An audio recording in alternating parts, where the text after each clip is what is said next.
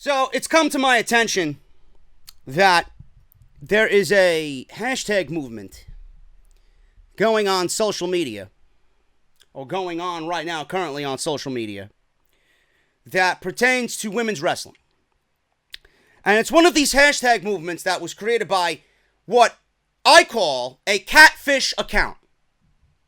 Now, if you guys don't know what I'm talking about, a catfish is someone pretending to be someone that they are not.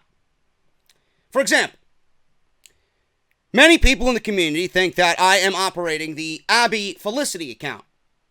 If you guys seen this account, I'm sure you have on social media, you will have noticed that the way that they pen and type their tweets and responses to people is exactly how I do it. These people take from other people within the community that are much more popular than them, and they're trying to gain traction, and they're trying to gain popularity and followers by either mimicking, stealing, and pawning it off as their own. Same thing with this Rachel Dream or Our Dream WWE account that posts nothing but fucking WWE Network clips. This person, whoever the fuck it is, scours the WWE Network, goes back to like 1994, finds the coolest clip from the year, and then tries to discuss why the clip was so great and tries to gain followers. Oh, look, a female wrestling fan who knows wrestling. Let me follow her. And then the vicious cycle continues. Meanwhile, this person has already been exposed as a dude, so I don't know what the fuck everybody's doing following this account. Anybody that mentions, oh, can I see a picture? Can you please send me a picture so I know who I'm tweeting or talking to or following? You get blocked. Benched. That's a first sign of a grade A catfish. I don't need to call Neve and Max to understand when I am being catfished. These are catfish accounts that steal from other people and try to pawn it off as their own. Now, apparently, there is a hashtag movement going on that this Abby Felicity account started, which, again, I mentioned before, people think is me. I don't know why I would need to pretend to be a female account when the same point that this person is trying to get across is only taken from me, tweeted in the same manner. I have a thriving business at home. I do work in Brooklyn for House of Glory once a week. I got all this other shit that I gotta do for the channel, yet I got time to tweet from two different accounts. What the fuck do I need two different accounts for when the point I get across on my own account is the only one I need? And then people spread lies and rumors in the community. Oh, JD's the Abby Felicity account. The fuck do I need to operate two Twitter accounts for? Everybody hangs from my fucking balls on my original account. I don't need two. This hashtag movement got started by this Abby Felicity. We want talent is the hashtag. I want good television. Maybe I should start my own movement. I want good television. Women's wrestling has went from the Sashas and Baileys of the world lighting the world on fire, getting this shit started, to where we see it today. Do I understand everybody's frustration with the we want talent? Of course I do. I've been the one person here who's been lobbying for the likes of Sasha Banks and Ruby Riott and Ember Moon and everybody else like that to be treated the way that they should be treated. Asuka, Becky, who we're finally seeing after 2 years get what she rightfully deserves. Naomi, and everybody else that's been held back because of WWE's political schemes, their political agenda. We want talent. Social media could be used for good. WWE had the Fabulous Moolah Battle Royal planned for WrestleMania. Who do you think changed that? We did. We went right to Snickers, who was sponsoring WrestleMania, and we got Snickers to change the Battle Royal because everybody brought to light what the Fabulous Moolah was really about. And WWE wouldn't listen to the fans, so the fans went right to WWE sponsors, the people who were sponsoring WrestleMania. We got it changed. Social media could be used for good. It could be used for good, but it could also be used for bad. People's lives, careers, reputations have been ruined via social media. And shit like this, it just embarrasses us as wrestling fans. It really does. You know, these catfish accounts are starting these hashtags, "We want talent." I'm going to read you the original tweet that started this thing off. And I'm going to explain to you why, yes, I do, in retrospect, looking back at what these people are saying, yes, I understand them, but it falls on deaf ears. It falls on deaf ears. We don't want Brie Bella. We don't want Nikki Bella. We don't want Alexa Bliss. We don't want Nia Jax. We don't want Alicia Fox. We don't want Liv Morgan. We don't want Sarah Logan. Hashtag we want talent. Are you listening, WWE? You listen to the fans, right? And this Abby Felicity account tagged Stephanie McMahon. Hashtag Raw. It's not one of those things where you could just go on social media and proclaim your unhappiness with the current WWE product in the state of WWE. It doesn't work that way. It doesn't work that way. WWE will not change. Don't you think I would have started some type of movement already? Don't you think I would have started some type of hashtag already? I don't. I sit back and I watch the world burn. That's what I do here. I get you guys ready for the fucking Armageddon that's about to happen, and then you're either with me or you don't. For those that are with me, you will know that I am right. For those that don't want to be with me, then you will know that I was right anyway. And you can go off and watch your fucking garbage while I sit back and I watch it burn and laugh as I don't piss on the ashes to put them out. WWE will not listen. These movements, these hashtags, it's all going to fall on deaf ears. I've said this once and I'm going to say it again. The more money WWE makes, the less this product will end up being what we want. The more money they make, the quality of the shows will continue to get worse. You think this is bad now? Wait till that fucking money starts kicking in from Fox and NBC Universal.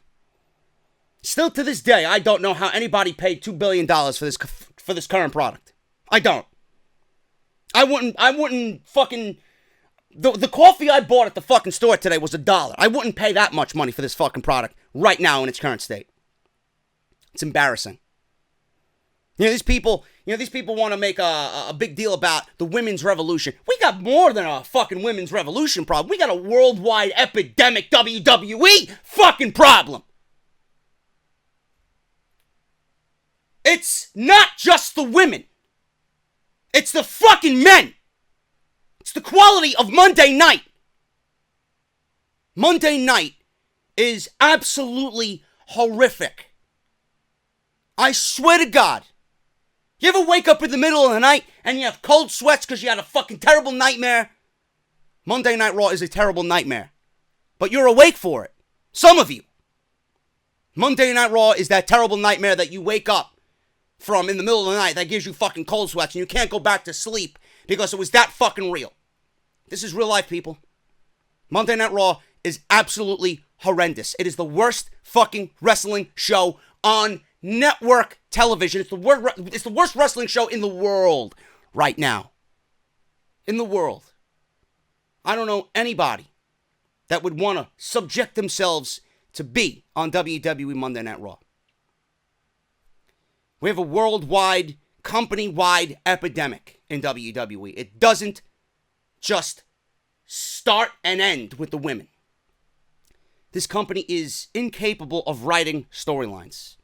This company is incapable of making logic of anything on television to a week-to-week basis. This company doesn't listen to its fans, even though they say that they do. They don't. This company does not give a flying fuck about you or your shitty fucking hashtags. Yes, the women's revolution is garbage. The women's revolution is a joke. It's a political agenda. If you don't believe the words that are coming out of my mouth, then you really need to start believing the words that are coming out of my mouth. Because this is exactly the state of WWE right now. You think the women's revolution is the women's revolution because of Ronda fucking Rousey, who's done nothing to get this division and this revolution where it needs to be? There's no doubt in my mind that Ronda Rousey has been used to get WWE all the money from these network deals. Ronda Rousey was the cherry on top of this fucking cake. $2 billion from Fox, $1.5 billion from NBC Universal. Why is that? Because WWE positioned Ronda Rousey at the top of their division. If Ronda Rousey was not there, then WWE doesn't get the money that they have been confirmed to be getting from NBC Universal and Fox. Brock Lesnar has a hand in that as well. Brock Lesnar is a notable name. WWE is using the name of Ronda Rousey to build and build and build and acquire more money, more money, more money. This is why I say when more money is made, the quality of everything is going to diminish. WWE has used Ronda Rousey for the simple sake that she is Ronda Rousey. WWE has used Ronda Rousey because in the world of professional sports, there is no better woman athlete than Ronda Rousey to build a name around.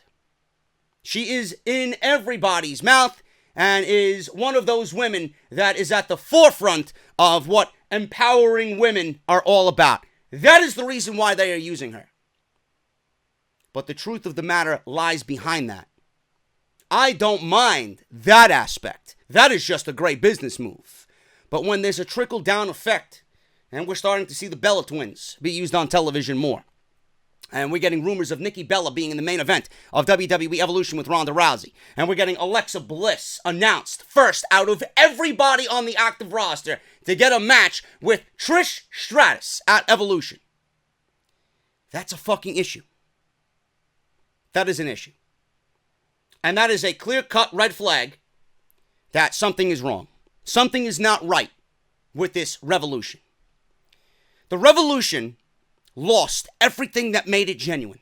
WWE has shit on the revolution. They shit on what made it special. What made it special was the way WWE abandoned whatever they did with the divas and presented to you women who want to be equal to the men. The Sasha Banks, the Baileys, the Charlottes, who I think is overrated, Becky, everybody in the Mae Young Classic, everybody in NXT, Asuka, Ruby Riott, Ember Moon. The list goes on and on. These women have been used, Sasha Banks and Bayley primarily, have been used as nothing more than a footnote in WWE's agenda. They will continuously use Sasha Banks and Bayley as a focal point for what made and started this revolution. They will always use highlights from their Brooklyn 1 match. They will be on the covers of magazines talking about the revolution and how it started. They will be used in photo ops, and they will be used in highlight packages, and they will be used in discussions on WWE-like panels when talking about the women's revolution and how great that match was, and how great that match was to the revolution and how it started everything off. Where have they been used since then? Where have they been used since then? WWE hasn't given one reign to Sasha Banks that lasted more than 30 days. WWE had killed Bayley's character on television. As soon as she got to the main roster, instantly became irrelevant. And this is somebody that people were calling to be the next female John Cena. And you fucked that up. WWE had Asuka undefeated for 900 days. Nobody beat her for the NXT title. She willingly gave it up to go to the main roster. And what does WWE do? They make Asuka absolutely irrelevant on the main roster. And all it took them was 6 fucking months. Do I even need to continue? The WWE Women's Revolution is absolutely fucking garbage. It is nothing more than a political fucking scheme to push WWE's agenda to the fucking brainwashed masses who you will willingly accept what WWE is doing on Monday Night Raw. When you think of Women's Revolution, do you think of the fucking Bella Twins? Do you think of Nikki and Brie? Do you think of Alicia Fox? Do you think of Alexa fucking Bliss? Do you think of Nia Jax and anybody else associated with that filth on the E! Network? I don't. I don't at all. WWE announced Alexa Bliss as the first main roster active competitor for a match at Evolution. Why wasn't Sasha Banks announced? If Sasha Banks was so fucking vital to where we are right now with this Women's Revolution, why isn't she in the main event? Why isn't she one of those women that has a main event match announced for this show? She hasn't even been announced for the fucking show. Like I said, Sasha is nothing more than a goddamn fucking footnote. She's just a name on the poster board, and she will never be featured on the fucking poster. Ladies and gentlemen, anything that you try and get started on social media will fall on deaf ears. WWE Has Your Money. That's all they give a shit about. WWE will not change, especially with this Women's Revolution. They want to accomplish one thing and one thing only. They are using who they need to make more money. And while they make more money, the quality of everything else diminishes. And the revolution that you and I all fell in love with has ultimately diminished to nothing. The Bella Twins and Alicia Fox and Alexa Bliss and Carmella have all been featured predominantly on WWE television.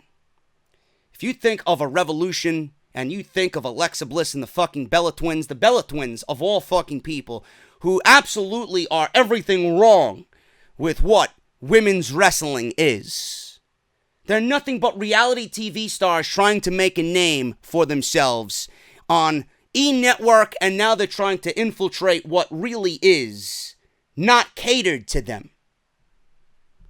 This is what WWE is doing. They're disguising the Divas division as a women's movement. But underneath this Women's Revolution, we still got the Divas division. The Divas division never went away. The WWE made you believe that it went away. The WWE may have gotten rid of the butterfly belt, but underneath everything lies the Divas division. How sad is it that the Women's Revolution is nothing more than a fucking joke? I get what these people are trying to do. It will not work. If you think this is a primary issue, if you think this is a main issue we need to focus on, then you are sadly mistaken. Do we want talent? Everybody has the opportunity to be talented. WWE doesn't require them to be talented. They're going to push who they need to continuously make money. I want Sasha and Ember and Bayley and everybody else like that to be pushed. This is why I fear for the Toni Storms and the Kairi Sanes and the Candice LeRays and the Bianca Belairs to come up to the main roster. They possess something that WWE doesn't need. Actual wrestling skill. The only thing that they need is someone who gets by solely based on looks and has name recognition like a Ronda Rousey. Everything else, they don't give a shit. As long as they have that one person who is the head of the class, getting them ESPN coverage and mainstream media coverage, they don't give a fuck. They don't give a shit. But this is not what we need to be focusing on. This is not what we need to be concerning ourselves with. We've already known this. This hashtag is absolutely fucking pointless. I've been stating this for months now. We have a company-wide epidemic, and it's not the women. The fact of the matter is WWE does not listen to us at all when it concerns anything. The men, the women, the way this show is written and scripted every week. The same old formulaic concept every fucking week. The simple fact that we ingest this shit and we just are slaves to WWE's mediocrity every fucking week. And nobody says a goddamn fucking thing. We have more than an issue than what these people are making a big deal. It's not just the women. It's a company-wide epidemic. If you want fucking talent, watch NXT. This shit will be heard by nobody. Will fall on deaf ears, and nothing will matter at the end of the day, because WWE is making billions upon billions upon billions of dollars in every which fucking market. They don't care. WWE Evolution is a joke. WWE Evolution, in my eyes, has been one of those things that already has been fucked up. It's fucked up. Because there's no genuine feel behind Evolution. This isn't an evolution to me. This is not an evolution. If you really embraced change, then you would give opportunity to those who will provide change. WWE doesn't want change. As long as their stock is trending at $100 a share and they're making money hand over fist, and the fact that this company is worth $8 billion, the only thing that they want changed is from $8 billion to $10 billion onward and upward. They don't give a fuck. You're there, they're making money, they're going to keep quiet, and WWE is going to do what they need to do to make money while we are shit out of luck. Our needs, our wants, our desires, our dreams, our fantasies are all going to fall on deaf ears, just like this fucking hashtag. Absolutely pointless. Absolutely pointless. The Women's Revolution is a joke. WWE Evolution pay-per-view coming up is a fucking joke. There's no genuine feel behind it. And if you guys believe what you're seeing right now on television is a real change, a real women's revolution, then you are a goddamn fucking sucker. This is Off the Script. This is episode 240. This is part number 1. I got a bunch of fucking news. Crown Jewel news. I got Rey Mysterio news. I got news. And we're going to hit the news right after the introduction right here. Episode 240, part number 1 of Off the Script. Off this shitty fucking product by coming on here and speaking the fucking goddamn truth about this fucking filth. I can book a better show taking a fucking dump after eating my fucking Chipotle chorizo with extra cheese. I don't give a fuck what anybody has to say. Have I ever? Of course not. WWE is great, man. Fuck you, Japan, and Kenny Omega, Okada. Delete! What is it, man? Can I suck your dick? What is it, man? And this is the #1 fucking podcast right here on YouTube.com.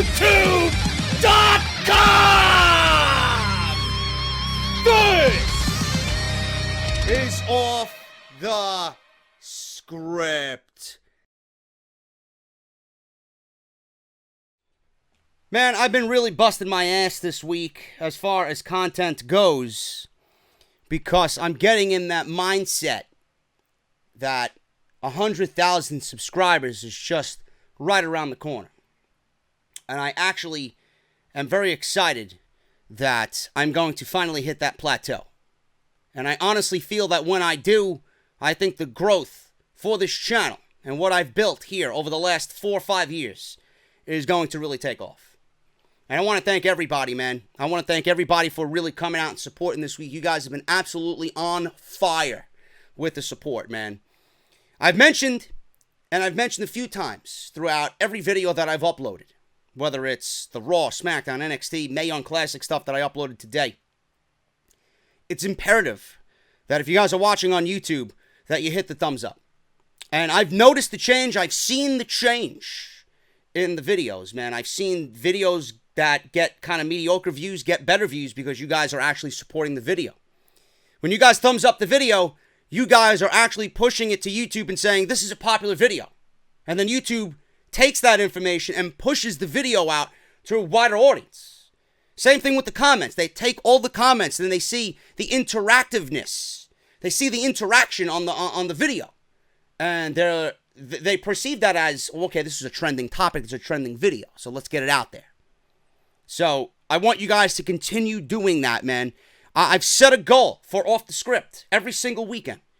I want every video that I upload on Friday, Saturday, Sunday to get at least 1,500 likes or at least close to that number. And you guys have been killing it, man. You guys did almost 2,000 likes on Monday Night Raw. You guys did about 1,500 on Smackdown Live. When at last I looked about NXT, I uploaded NXT late last night. Almost 1,000 for NXT. That's unheard of for NXT. So you guys are kicking ass, man. Thank you guys so very much for all your support on the channel as we near 98,000 subscribers, man. It'll be 2,000 more till that elusive 100,000 number that I'm so excited to finally achieve. This is episode 240, part number 1. We got a lot of news. I'm going to go over the Rey Mysterio signing. I'm going to perfectly book Rey Mysterio's WWE Return. If you guys have been listening to me in the last week and a half, you know exactly what brand I would put him on.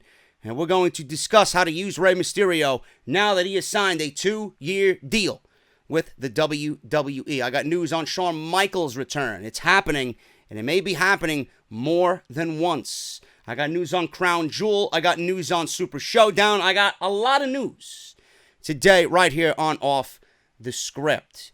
Follow me on Twitter. Please do so, man. We're nearing 23,000 followers, if not already hitting that plateau, but 23,000 followers on Twitter, at JD from NY206.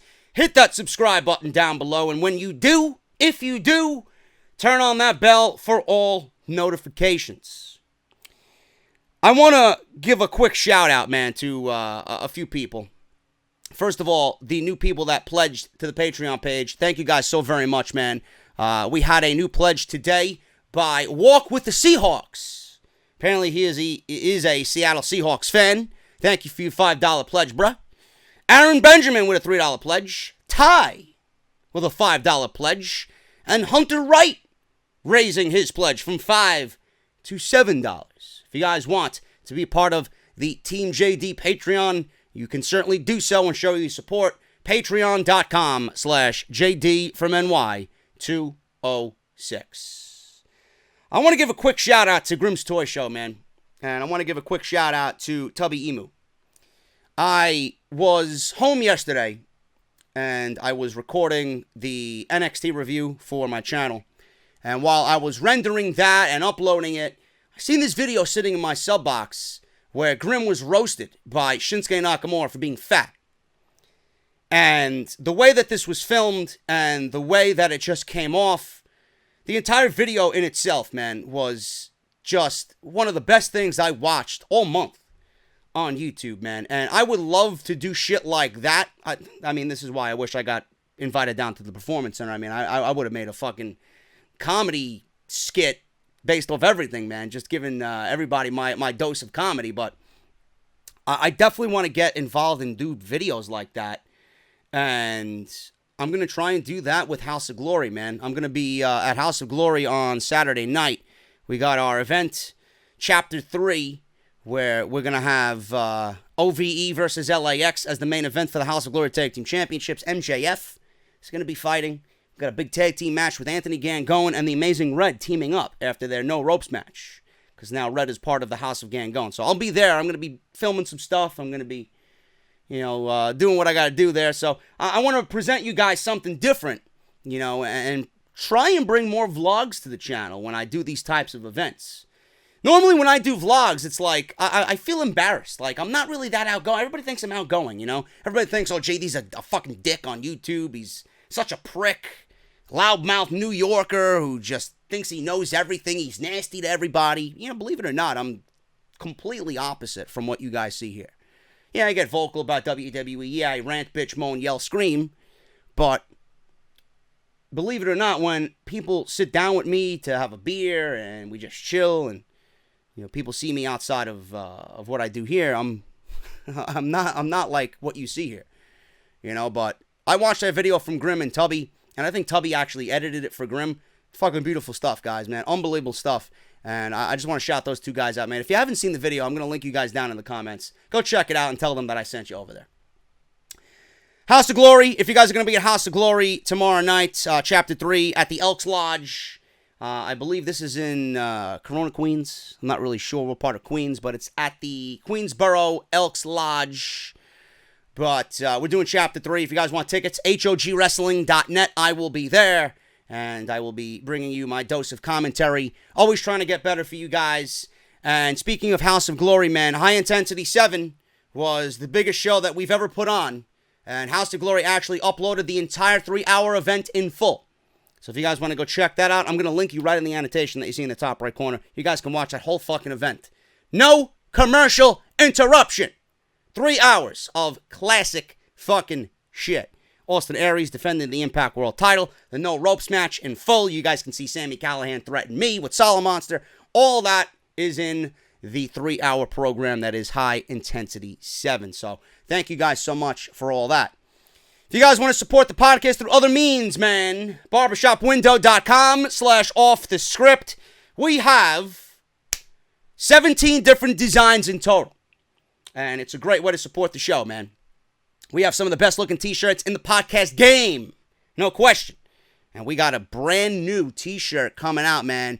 We're getting ready for that 100,000. We got a very, very special commemorative shirt that you guys could buy for this podcast hitting 100,000 subscribers, man. And if it's anything like I had envisioned, it may be the best looking t-shirt of all time. And I kid you not. So go get your t-shirts now, man. barbershopwindow.com/offthescript. Use the code at checkout BSHOP20 for 20% off all your orders, man. Harry's is a great, great, great sponsor of the show, man. They are friends of the podcast. They are an official sponsor of Off the Script for the remainder of the year, pretty much through all of 2018. And Harry's is so great, not only as a sponsor, but as a product. But they want to give you a free trial shave set on the house because that's how much they believe in their product, man. Harrys.com/script for your free trial. You're going to go through the sign-up process. You are going to literally do nothing but enter your information. You're going to pay $2 or $3 at most for shipping and handling. And what you guys are going to get is a razor blade, a razor handle, the foaming shave gel which soothes and hydrates, and it smells fucking fantastic. As soon as you put that shit on your face, man, you're going to feel that tingling sensation like, yeah, man, I made the right decision. This is going to be a damn good shave. I could feel it already, and the blade hasn't even hit my face. And you're going to get a protective razor blade case for your traveling needs. Harrys.com/script. You guys know that I never put my name to anything I do not believe in. Anything that I've unboxed, anything that I've promoted on this show, I physically use and believe in. And Harry's is no different. I will never put my name to something that I don't use or don't believe in. When you guys get Harry's delivered to your mailbox with this free trial shave set, you're going to think, damn, JD was fucking right on how good this shave is, man. So please support Harrys.com/script. If you guys have already signed up, tell a friend. You know, if you guys have not signed up yet, please do so. You could do it for a gift. You could do it for yourself. Doesn't matter, man. Harrys.com/script. Audible. Audibletrial.com/offthescript. They are a great friend of the podcast as well. And they're giving you guys 1 month free of their service. That includes one free audiobook of your choice. If you guys are into the audiobook game, which a lot of people are nowadays, we're listening to podcasts and audiobooks, and we're putting down the traditional way of doing things. Audible's great, man. All you have to do is download the app. You go use our unique link. You go through the sign-up process, and you'll be on your way to using Audible for 30 days free, and you're going to get a free audiobook out of it on the house.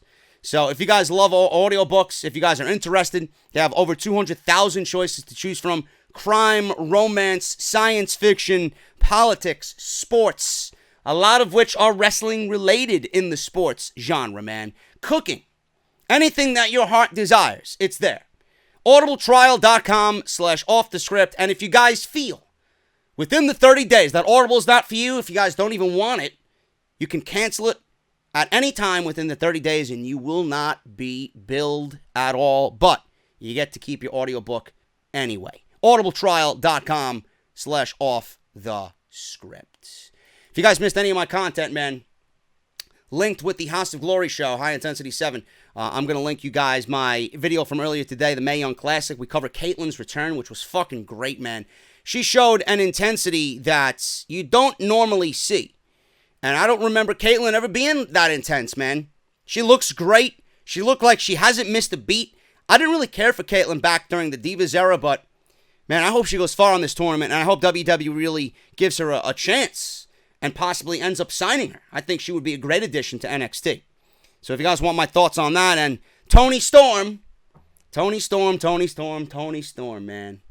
I could watch that woman wrestle all day long, man. Toni Storm, she went against Ginny, who I seen for the first time, and, man, that was a great fucking match in itself. So if you guys want to go check out my Mae Young Classic stuff, my NXT stuff, we had that great match with Ricochet and Pete Dunne, champion versus champion, North American title versus UK title on the line.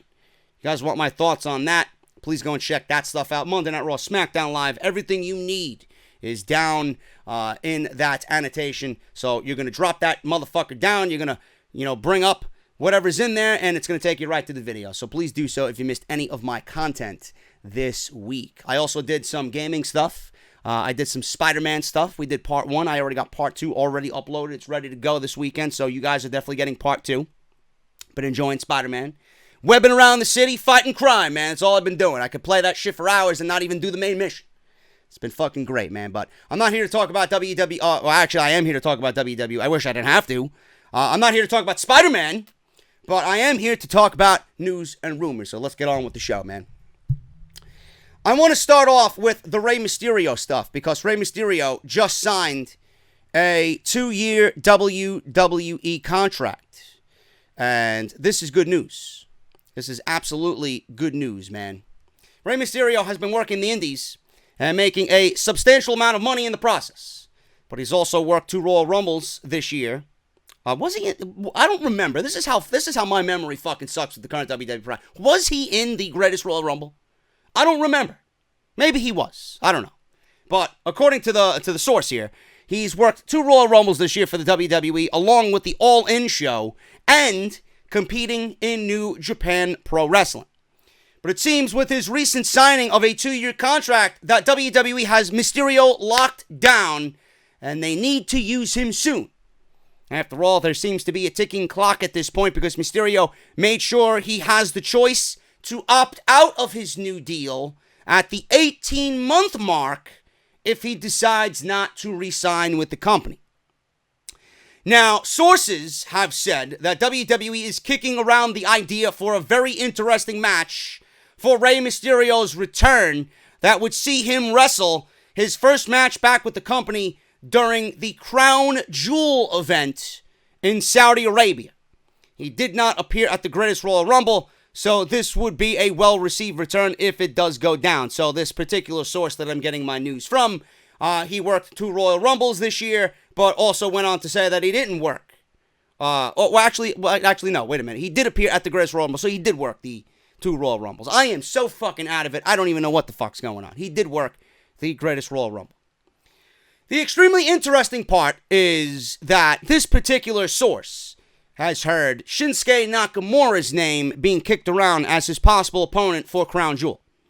This is even more curious, seeing how Nakamura is still the current United States champion. At this time, there is no word on whether it will be for Shinsuke Nakamura's U.S. title if the match goes down, but this dream match is said to be an option if WWE decides to use Mysterio in Saudi Arabia. Now, Rey Mysterio, clearly, if he's going to be put against Shinsuke Nakamura, WWE has already given to the idea that he will be on the Smackdown brand. And that is the right brand, the proper brand for Mysterio to be a part of. Because they need babyfaces very, very badly. Outside of AJ Styles and Daniel Bryan, and now Rusev, kinda, they really don't have any baby. Jeff Hardy, but he's hurt. He's out injured. They got people in the back that they're not really utilizing. They got R-Truth and they got Ty Dillinger. But you talk about a main event level babyface. Rey Mysterio going to SmackDown Live makes all the sense in the world.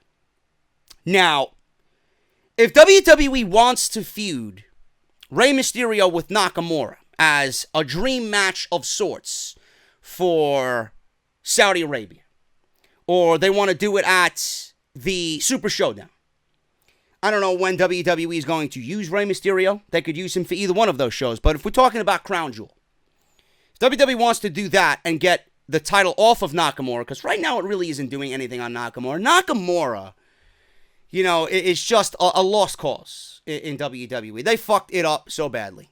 And it all started with Jinder Mahal.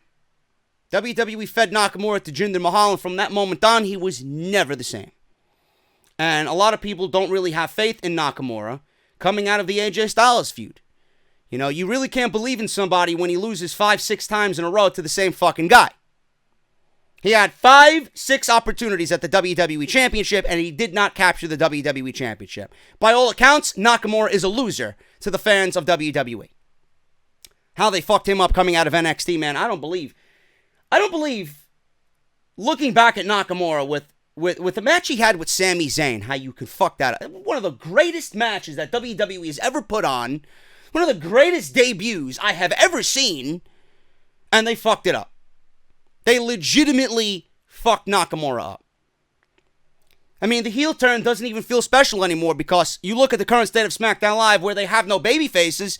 Turning Nakamura was one of those things that they did willingly to try and enhance the feud with AJ Styles. Other than that, the heel turn made no sense whatsoever. They did it because they knew they were failing Nakamura, and they only did it for the AJ Styles feud. Now you look at it after the feud is fucking long over with. Does it make any sense? Of course not. It doesn't make any sense. Nakamura is just floating in a sea of nothing on SmackDown Live. So if you want to put him against Rey Mysterio, then by all accounts, do it. Put the title on Rey Mysterio. Rey Mysterio's back. He's the U.S. champion. And then we can start talking about Rey Mysterio's real first feud on SmackDown Live. I mentioned this, and I don't think anybody has really mentioned this yet. So when you see it happen, if it does happen, you will know that A, WWE is listening to this show, and they're stealing ideas, and I'm getting no royalties from it. Or B, I am just that damn good at what I do. Rey Mysterio and his first opponent should be none other than Randy Orton. Now, clearly, Andrade Cien Almas and Rey Mysterio is a great idea for a first introduction. I get it. Latin star versus Latin star. Mysterio puts over Almas. But Mysterio's coming back, and he's going to be feuding with Almas. You really want to put him in a losing situation right away? Now, Almas needs a win, and that win over Mysterio could be big. Because the more we see him, the more times he loses. He hasn't beaten AJ, he hasn't beaten Bryan. He's giving these guys great fucking matches, but at the end of the day, LLLL. There's no wins for Almas at the end of the day. Do you really think WWE is going to let him beat Mysterio? Right out of the gate? I don't think so. Eventually, I would like to see that happen. But right now, with the current direction of WWE storyline, and with what Randy Orton said on SmackDown Live on Tuesday, my next victim, you thought what I did to Jeff Hardy was bad. Wait till you see what I got planned for my next victim. And it just fits the narrative that it could be none other than Rey Mysterio. Randy Orton has already said that he's going to take our heroes, our idols, and break them down to nothing and expose them. This is the 2018 version of the Legend Killer. And Randy Orton, with what he's doing right now on SmackDown Live, outside of Randy Orton and Samoa Joe, these two guys are the perfectly portrayed characters that WWE is going for them right now. There are no other characters on WWE television being built perfectly. And it's very weird for me to be saying that. Perfect and WWE in the same sentence. Randy Orton and Samoa Joe have been built perfectly. Rey Mysterio fits everything that Randy Orton is set out to want to do. And Randy Orton could expose Rey Mysterio. Rey Mysterio is a hero to everybody. Rey Mysterio is a hero to his people. Rey Mysterio is a major influence over everybody in this company. Everybody that aspires to be a professional wrestler, looks at Rey Mysterio as being an influence. It fits the narrative perfectly. Randy Orton could target the mask. The mask is so important to Rey Mysterio. Break Rey Mysterio down, expose him to the fans, and feud over the United States Championship. Randy Orton could take the United States Championship from Rey Mysterio. I think that would be perfect. I would not have Randy Orton lose from here on out. Randy Orton goes undefeated until whenever he becomes WWE Champion. Randy Orton eventually is going to be the WWE Champion. There's no way you could look at Randy Orton now and not give this guy another run as a top heel on SmackDown Live as WWE Champion. He has to.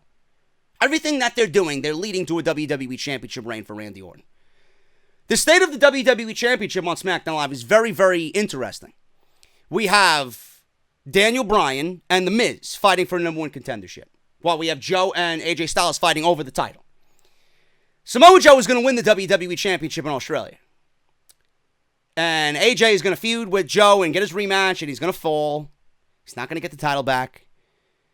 The title is going to go from Styles to Joe, Joe to Miz, Miz to Bryan, Bryan to Orton. That's the way I see it.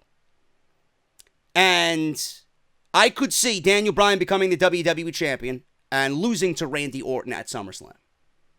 I think that is where I am mindset-wise for the WWE Championship.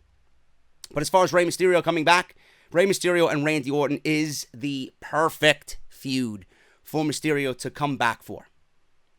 That's it. That's the way I'm booking Rey Mysterio. He could win the United States Championship from Nakamura. Nakamura could go on and maybe become a babyface again, I hope. But Rey Mysterio and Randy Orton, I think that just is a perfect feud for Rey Mysterio to come back to. And it fits into the Randy Orton narrative. That's what I'm going with, people. Let me know what you guys think about that and Rey Mysterio's return to the WWE. Speaking of SmackDown Live, WWE is teasing dream matches for SmackDown Live 1000. Only time will tell what WWE will be able to arrange by the time the 1000th episode of SmackDown Live rolls around. But if this tease is any indication of things that could be, we are in for a huge show.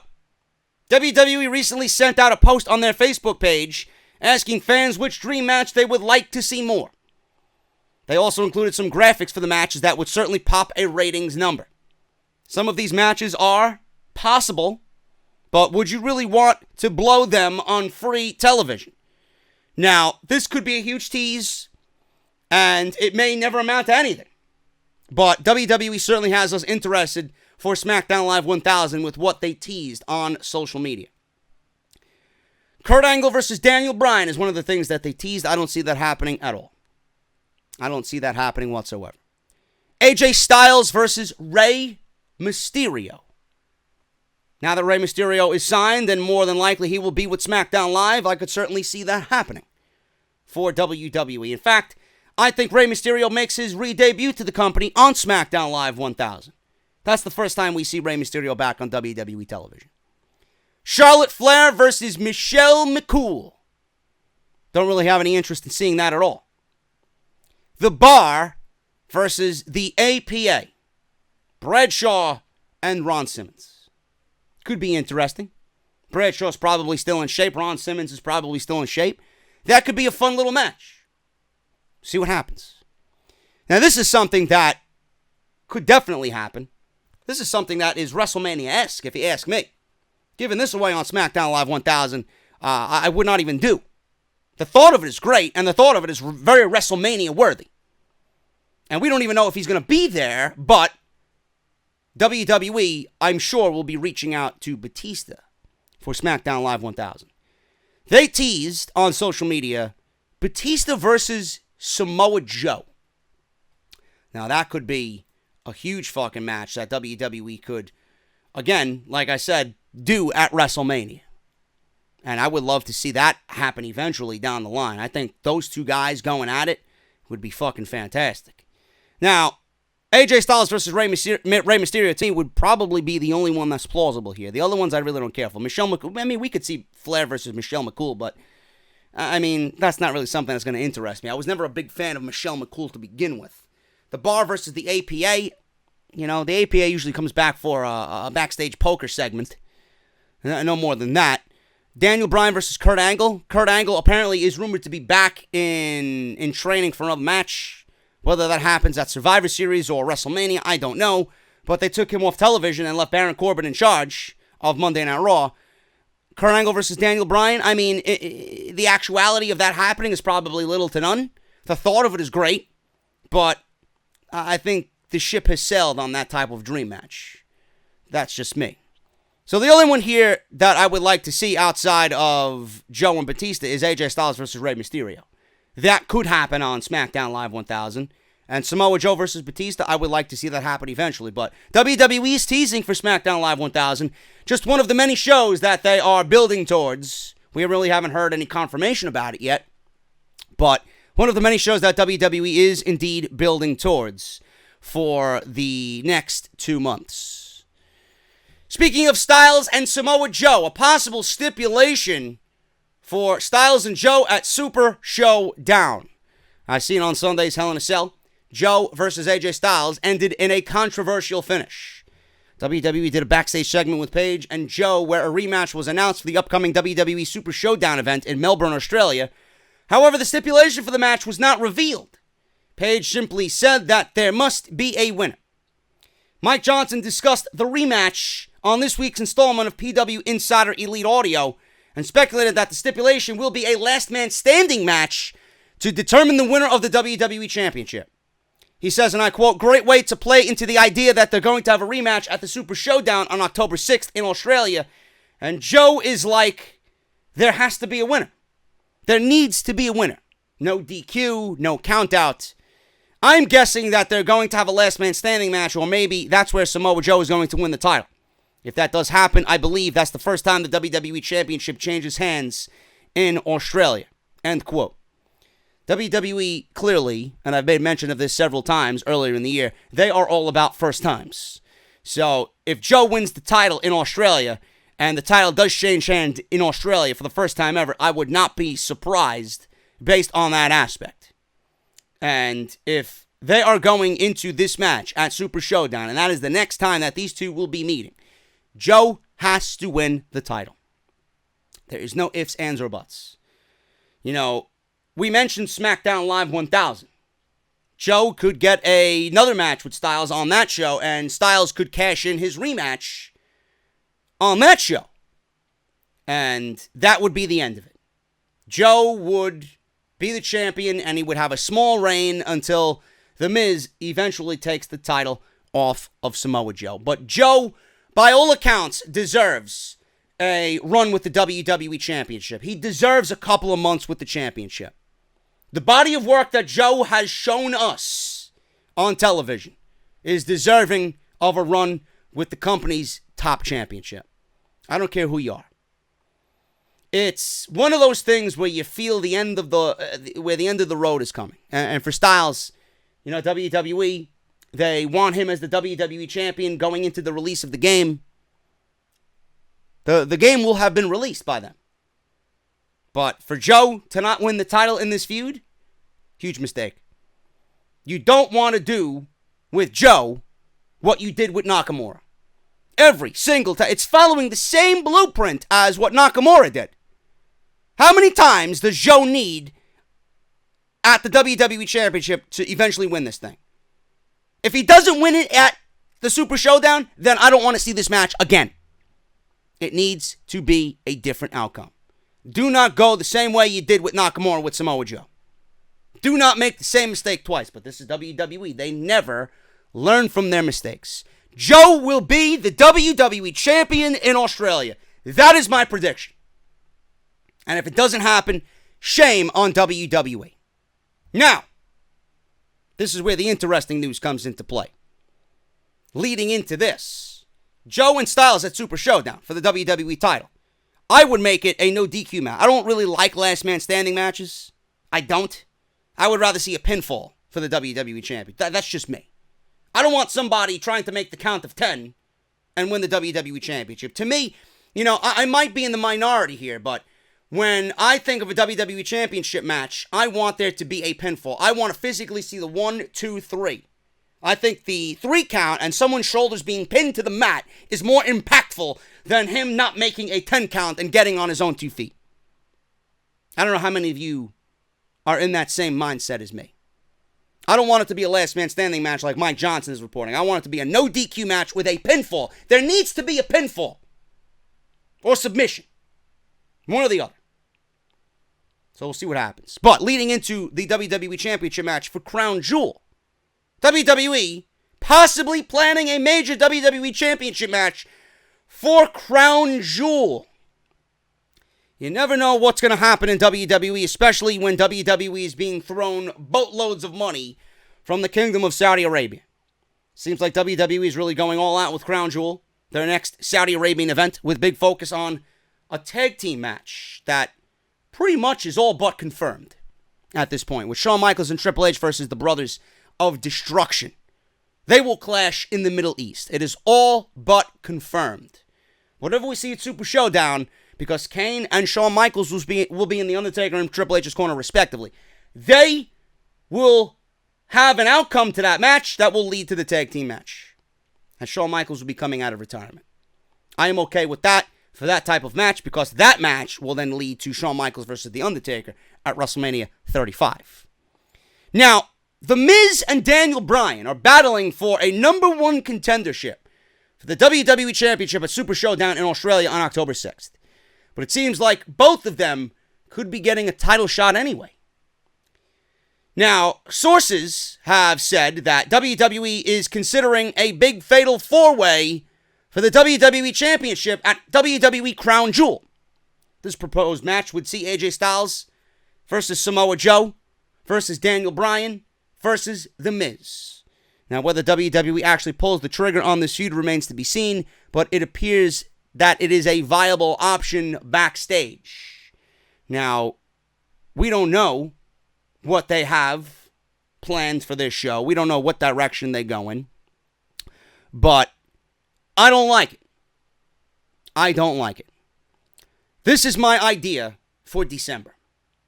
You do this in December at TLC, where Joe will have accumulated a couple of months as WWE champion. I don't want to see Joe win the title on the 6th of October and then a month later lose it in Saudi Arabia. I don't like that. Joe should hold the title through all this month, October, November, and then come to December at TLC. Then you do the Fatal 4-Way with the ladder match for the WWE Championship. That way, no one has to be pinned. You don't want to pin Bryan. You don't want to pin Styles again. You don't want to pin Samoa Joe. I would do that match at TLC, not at Saudi Arabia, not at Crown Jewel.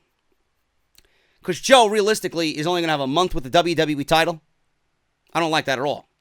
I think he's more deserving of just a month being a transitional champion. At least a couple of months, it's a little bit more understandable. It's a little bit more easy to swallow. And WWE has to take into consideration the Survivor Series. WWE has to take into consideration that the Survivor Series is coming up. Now, you can't really make anybody the WWE champion. It's got to make sense going into the Survivor Series. Because, as far as I know, unless WWE changes plans, the Survivor Series is going to be Raw versus Smackdown. Universal Champion versus WWE Champion. You got to have in the back of your mind a championship versus championship match. Now, none of the titles are going to be on the line, but you got to have a champion versus champion match that kind of makes sense. Now, if you give the title to The Miz, that means he's going one-on-one with Roman Reigns, and that does not speak to me as something that I want to see at all. If AJ Styles is the WWE champion, him against Roman Reigns, okay. Don't want to see it, but it's better than The Miz. Daniel Bryan versus Roman Reigns. Now, that's quite interesting right there. I don't know if I would want to see that and have the big dog conquer little old Daniel Bryan. Then, the Roman superfans are going to have more fuel to fucking talk shit. So, by all accounts, I don't want to see that. I don't want to see that. And I don't think WWE would even dare do that because Daniel Bryan is much more over than Roman Reigns, and they won't put him in that situation because literally nobody would be against Daniel Bryan in that aspect. The only likely outcome here, and this is why you have to think ahead to Survivor Series, you give it to Samoa Joe. You give it to Samoa Joe in Australia, and you have him run through Survivor Series with the WWE Championship. Samoa Joe versus Roman Reigns. It makes sense. It makes sense. They were plucked out of a feud that really didn't make any sense. You know, WWE had thrown them together at Backlash, and then we had the Superstar shakeup. Joe went to Smackdown. Roman stayed on Raw. There was never really a conclusion. WWE gave those two guys the main event, and Roman got the win when he really didn't need the win. Joe needed the win more than Roman Reigns. Much, much more. And now that Joe is the WWE Champion and Roman is the Universal Champion, having a win over Roman Reigns for Samoa Joe would do him wonders. Because if you're realistically going to give Joe the title, and he's going to only hold the title for about 2 months, 2.5 months, to eventually drop it to The Miz, having a win over Roman Reigns in this title reign would actually be good. It would solidify him as doing a job well done before he drops it to The Miz, and before The Miz and Daniel Bryan's feud gets taken to the next level. This is where my mindset is at. This is what I'm doing. Now, many of you probably don't agree with that, but I'm making Joe the WWE Champion in Australia. There's nobody else that's going to beat Styles than Samoa Joe. He's already weakened him mentally and physically. There's only one thing left for Joe to do, per this narrative. Take the title. Then you can piece together the next couple of months with Joe as the champion, and then you could book Survivor Series and get that big match out of the way. It's going to be a different landscape this time. It's not going to be little old poor Samoa Joe, who is just kind of floating in the sea of mediocrity against poor old Roman Reigns, who's got to, get ready for Brock Lesnar. We already got Roman Reigns as the champion. Samoa Joe is now on equal level to Roman Reigns. This is a different match than what we've seen earlier in the year. So WWE needs to keep in the back of their mind what they're doing for Survivor Series. And if Rey Mysterio ends up taking the title from Nakamura, we could be looking at a Rey Mysterio versus Seth Rollins match at Survivor Series. Seth Rollins versus Shinsuke Nakamura sounds like a great fucking match, but Rey Mysterio versus Seth Rollins, man, that's a dream match in itself. So WWE's got to start thinking. This is why I've mentioned this a few weeks back. You got to start thinking about Survivor Series. You got to get your champions in place. You got to start building towards Survivor Series with that Raw versus SmackDown dynamic. Right now, you got the New Day as the tag team champions, and they're probably going to go up against Ziggler and McIntyre. It's a pretty damn good match in itself right there. But by that time, we may end up getting Rollins and Ambrose as champions. Maybe Rollins drops the Intercontinental Championship. They got to be careful about where they go with Survivor Series. So McIntyre and Ziggler versus the New Day sounds pretty damn good right now, if you ask me.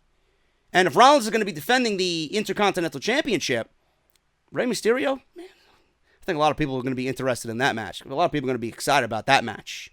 What do you do with Ambrose then? I don't know. I don't know what you do with Ambrose. But you look at the women's landscape. Ronda Rousey. Ronda Rousey versus Becky Lynch. Ronda Rousey versus Becky Lynch for Survivor Series. Armbar versus armbar. Ronda's armbar versus Becky's disarmor. I think that's got a nice little ring to it right there. And that's going to be great. That's going to be a great match for Becky. And Ronda would actually be in the ring with somebody that could legitimately go. It's WWE has to start thinking about Survivor Series. You can't be throwing Survivor Series away as some bullshit event that WWE doesn't care about. They got to start thinking. They got to have people in place. This is why all these shows are so vital. They have to make the right decision because whatever they do now is going to affect their next major pay-per-view. You got to start thinking about it. Speaking of which, man, I got news on the Survivor Series. Apparently, WWE may be going, or there at least have been rumors of WWE considering switching Survivor Series from the Raw SmackDown dynamic that we've seen the last couple of years to stable warfare. Now, again, you never know what WWE has planned, and it seems like, with the stable warfare thing, that WWE certainly has this concept in motion. We've seen the Dogs of War come into play. We've seen the Shield come into play. WWE could seriously be setting Survivor Series up for a major change. Stable versus stable. And I honestly think we need more stables in WWE right now.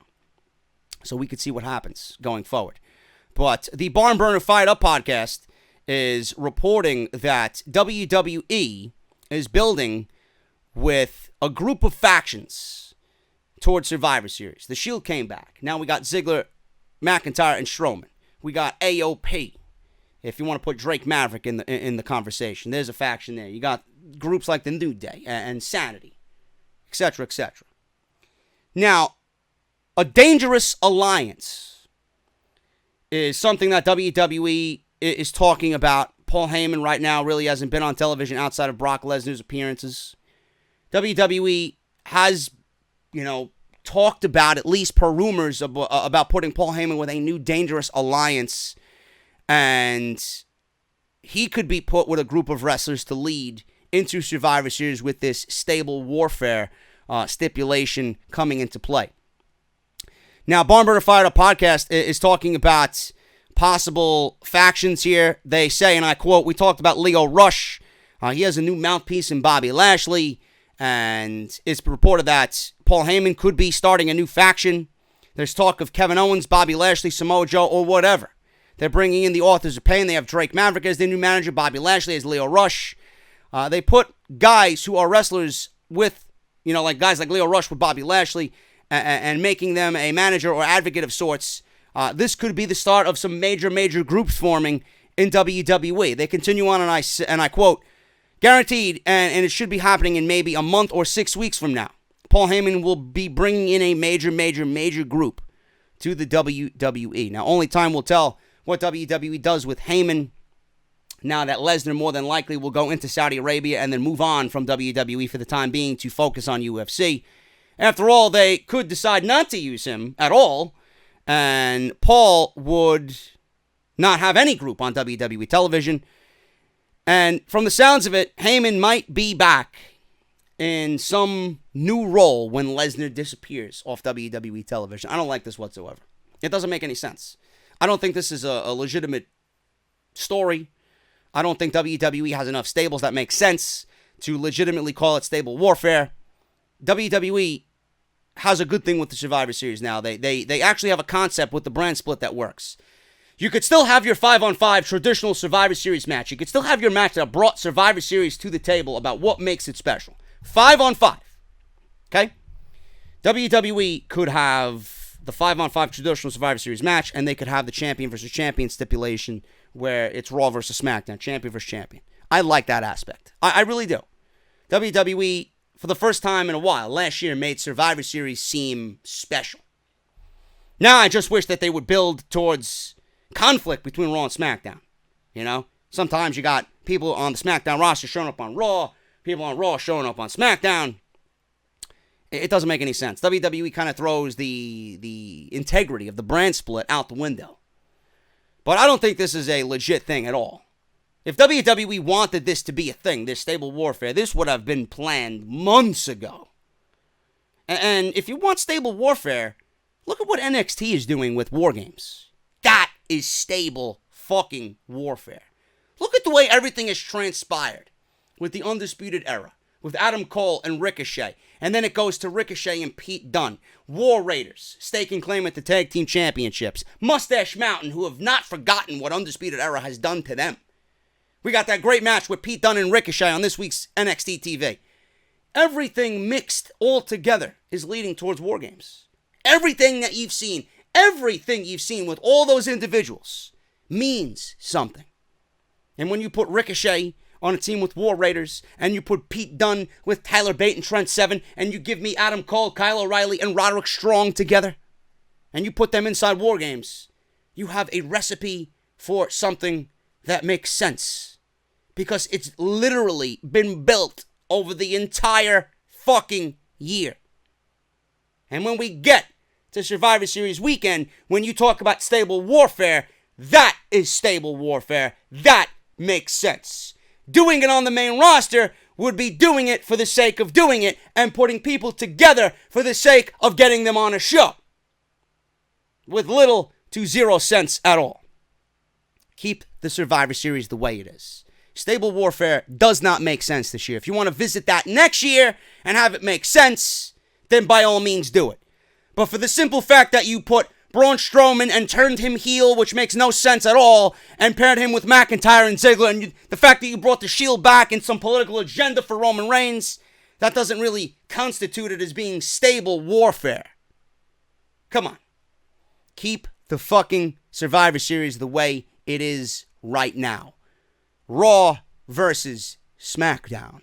And that's all I'm going to say about that. There are reports that Alexa Bliss and now Sasha Banks are injured. At first, we thought Alexa Bliss' arm injury was a storyline worked into the match with Ronda Rousey. She suffered the injury at the hands of Ronda Rousey during the Hell in a Cell match where she tapped out to an armbar, but apparently this is legitimate. PW Insider is reporting that Alexa Bliss has been pulled from action due to an arm injury and went on to note that she has also been pulled from live events as well, with the thought that she can return to action when she heals. She was also pulled from the Mixed Match Challenge and replaced with Ember Moon. She was teaming with Braun Strowman, and now Ember Moon is teaming with Braun Strowman. This is worrisome, but it also has been noted that Bliss should recover in time for Evolution, where she will go one-on-one with Trish Stratus. Hopefully this isn't a bad situation, but the news first broke that Bliss was experiencing numbness in her arm, which is never a good sign at all. This worsened due to the awful timing of her injury. Then again, it was never a good time for a WWE superstar to experience a setback like this of any kind, especially with Evolution coming up. It looks like the other woman on Raw who had suffered an injury this week is Sasha Banks. She is unable to compete. She was scheduled to team with Bobby Lashley in the Mixed Match Challenge. Now, WWE has reported that Sasha Banks is injured, and Bobby Lashley's new partner will be Mickie James. So let's hope that this does not keep her out of the ring too long as well. Sasha Banks with the other four horsewomen, including Charlotte, Becky, and Bayley, could be expected for a big match coming up. If anything, Banks won't want to miss Evolution in late October. Kathy Kelly said during a WWE Now update that Banks is injured and out of the Mixed Match Challenge, but no other update was available at this time as the extent of her injury. As of 12 hours ago, it appears that Banks was still working out, judging by her Instagram, but she hasn't addressed an injury on social media yet. So, if anything, I will keep you guys posted as soon as I hear anything else. You know, maybe she is legitimately hurt. Maybe with Sasha Banks, it could be a political thing. Maybe she opened her mouth and WWE pulled her from the Mixed Match Challenge, and maybe WWE is not going to give her anything too important at Evolution. We don't know. But Kathy Kelly reported that Banks is injured and out of the Mixed Match Challenge, as is Alexa Bliss. So that is two women down on Monday Night Raw. I don't know what WWE is going to be doing on Monday Night Raw right now. Two of your more notable names are now out due to injury. Moving on here, man. WWE is interested in another major independent talent. And we're going to end with this and an NXT story. That'll be it for part one here on Off the Script. WWE is interested in another major indie talent. According to Dave Meltzer of the Wrestling Observer Radio, WWE officials are now interested in a prominent independent wrestler known as Brody King. Now, when I first looked at Brody King, I didn't know who he was before this news article. I don't watch MLW. I don't watch, this is primarily a WWE channel, NXT. At times I'll cover Impact when they got something major going on. Brody King, I looked at pictures and I looked at some in-ring stuff from Brody King. Has a Aleister Black type look to him. If I was to best describe him to you guys, he's got a mixture of Aleister Black and Sami Callihan going on. He's got that just Aleister Black look. He's got the leather jacket. He's got the tattoos. He's dark, right? So, if there's one wrestler that I'm going to associate him with more so than anybody else, it's Aleister Black. King has a very distinct body type. Meltzer speculated during the show that WWE may want him to change that up, but it's likely going to end, up with Brody King being in WWE developmental, and I'm sure they'll get him into tip-top shape. In fact, it appears that this could happen sooner rather than later, as New Japan Pro Wrestling reportedly is interested in signing King as well, and WWE doesn't want anyone going to New Japan. As previously reported, WWE General Manager William Regal recently was backstage at Pro Wrestling Guerrilla's Battle of Los Angeles this past weekend. Based on his role in the company, it is very likely that William Regal was seeking out new talent. King may have been approached by Regal during the weekend, although we have no confirmation on this. It certainly does seem likely that WWE would want to get the doors open with King as soon as they can. Jeff Cobb actually won the Battle of Los Angeles this year for 2018. Why he doesn't have a WWE deal is absolutely out of this world. I don't know. Maybe. We'll see what happens. But WWE interested in another major indie talent? Yeah, and the sky is fucking blue. Anybody that comes on into NXT, I'm going to welcome with open arms. It's when they get called to the main roster that we have to worry. Brody King is someone that I could see having major potential in NXT, but, only time will tell if WWE brings in Brody King and anybody else on the independent circuit at this point. We're going to end with this, guys. We're going to end with this. WWE is fast-tracking two particular NXT superstars for the main roster. Ronda Rousey, Shayna Baszler, who I love, Marina Shafir, and Jessamyn Duke are known as MMA's Four Horsewomen. But WWE has their own version as well with Charlotte Flair, Bayley, Sasha Banks, and Becky Lynch. It's been rumored that since all 8 women are under the same roof right now, that we could see the eventual match happen. Dave Meltzer discussed on Wrestling Observer Radio that it might not happen so soon, but there are also reports that WWE is fast-tracking both Shafir and Duke in NXT for a reason by letting them main event house shows. And I quote from Meltzer, they're really fast-tracking both Duke and Shafir partially because of Shayna Baszler and Ronda Rousey. I think it's for a match in WWE, but only against the Four Horsewomen. But how could you? WWE, needs to make sense of it because Charlotte Flair and Becky Lynch right now are embroiled in a fucking feud. And Sasha Banks and Bayley are on a different brand. So right now might not be the ideal time to do this match. And I probably would wait on this anyway. These women aren't going anywhere. What is the rush?